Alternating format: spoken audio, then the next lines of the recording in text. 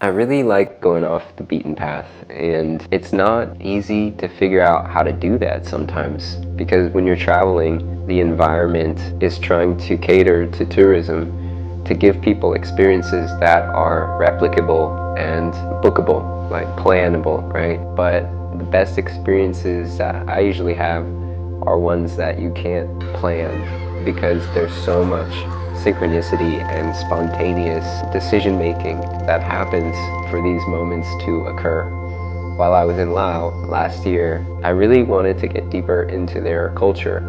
There's quite a few array or variety of hill tribes scattered throughout Southeast Asia and southern China, and I just have a really strong interest in their relationship with their heritage and culture. I really just appreciate seeing how people live and the differences based on their environment and circumstances. So I kind of went searching. When I was in this town, Luang Prabang, I walked around diligently asking people that spoke English if they knew a shaman. Oddly enough, I went to this shop, this batik shop that teaches indigo dye, and I befriended the shop owner. His name is Shimua, or he goes by Adam, his English name, and we just became friends, like brotherly, kind of kin-like friends. So when I first met Adam, I bought this jacket from him. It's got really cool patterns. They're traditional Hmong. So Adam is from the Hmong tribe, Hmong. He's basically opened this shop a couple years back to start preserving this method of dyeing clothes with traditional drawing with beeswax and indigo dye. Because it's a fading art and not that many people are practicing in Laos especially, my friend decided to kind of take it on as a business venture, but also in honor of his culture and heritage, to preserve something that is changing and not as sought after or not as normal as it used to be. He was really helpful just in getting comfortable in Luang Prabang and learning more about the town. But we talked, and he actually mentioned that he had a friend whose father was a shaman in a small town, like a small village outside of Luang Prabang town city. Adam then reached out to his friend to see if his father was willing to meet us and do some sort of light ceremony or just an expression of what he does as a shaman in his community. I just wanted to kind of learn more about his responsibilities and his role and the service he provides to his people or his community. We set up an interview space where I'd ask my friend the question, my friend would ask him the question, he would respond, and then my friend would translate back to me, and then I would reiterate just to kind of keep tabs on what was happening. So there's a lot that could be shifted in translation, but we got some formalities of understanding animism and shamanism from a Hmong tribe perspective. He started his healing journey when he got sick as a teenager, and at some point he had to see the village shaman, who told him that if he can heal himself, at some point he would realize his own potential to also be a medicine man or a shaman of his people. And this is kind of the process of initiation, where you go into a healing crisis and you end up having to understand how to heal yourself. And through that process, you're kind of vested, or you step into this service and responsibility of doing that for others, if it's part of your process, part of your journey. So he started understanding and learning about healing after he went through his own healing crisis, and from then on he has worked to help his community in any ways that Western medicine doesn't have a way to solve a problem. So people will go to the doctor for certain things, and in other issues that they can't solve or don't have a particular symptoms of, like diagnosis, then they'll see the shaman and see if he can correct potential imbalances to bring back vitality and health. It's really interesting, different ways of viewing energy and exchange and balance. And a lot of people that I met in Laos, in the Hmong community, confirmed to me that they still believe that it's a viable way to heal and to actually resolve problems in our minds and in our bodies still. So we set up a time and we met him at his house, and started getting familiar with the different rituals involved in reading my energy through kind of divination tools. He cast out these bullhorns on the ground, and it would be like almost like flipping a coin from my understanding, and it would show like even or odd.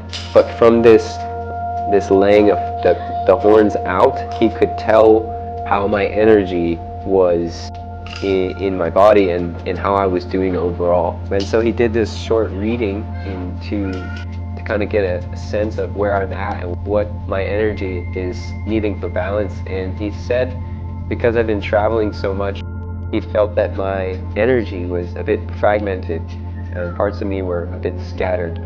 The shaman then tells Adam that we can do some kind of ritual that will help recall my energy back to my body. And he proposes that we go get 2 chickens, and then he will make kind of a sacrifice and exchange their energy in an astral plane to then bring my energy back to me. Yeah, it was a very interesting read and concept.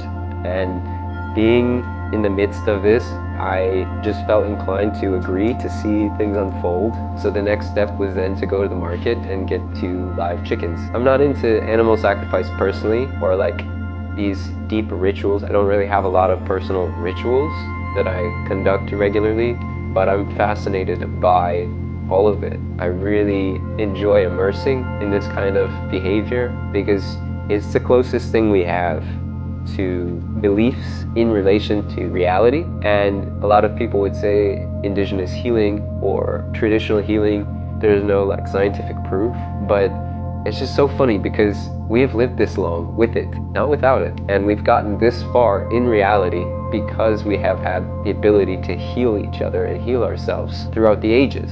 And to me, it's more of just a lost art and something that requires belief to understand. And we're in the age of skepticism, so it's, to each their own. But a lot of people won't ever cross this line into their own imaginatory healing space because they have too much doubt within themselves and their capabilities of their mind and body connection. Either way. So we go pick up these chickens, the merchant chooses them for us, and we get 2 of them, and then we head back to the house and they start prepping for the ritual. The shaman puts on like his kind of uniform and this blindfold. It's not like a big blind, like a tight one, but it's like this sheath over his eyes. And I'm corded like with this thread to the chickens, and he starts this ritual chanting. And from what I understand, he goes into a trance doing cathartic chanting and using these tools of sound to create an atmosphere and create like a space, a vibratory space where he's entering a different realm. They sacrifice, kill the chickens, and he stands on this wooden bench that they call a horse. So he's like essentially riding this horse, conducting this ritual of taking the chicken's energy through this like space and offering this energy in exchange for my spirit to recall it back into my body. And he was chanting for 2 or 3 hours. I'm familiar with other shamanic practices, but this is definitely its own rendition of animism or shamanism. And after the chanting kind of dies down, the family's just around. It was kind of casual for them, I guess, because their parents, their dad's a shaman, so it's their house. They were just hanging out while this ceremony was going on. And so after the ceremony or the ritual was finished, they take and pluck the chickens and prep them for dinner. So there really wasn't any kind of waste or ill intent out of this sacrifice because it became dinner for them, and we shared these chickens and some really simple food afterward. I can't particularly say that I felt an effect of the ritual. Like there's not a confirmed response like my health is immaculate or I feel more whole. But I really do believe that there was an exchange of energy that occurred, and it was out of good intention, and that energy, that exchange is still with me, if that makes sense. And it was an experience that I hope to have more regularly with different tribes. I want to meet different medicine men and women from tribes all over Southeast Asia and China and get to know the magic of this place, of this land. Da da da da. Yeah.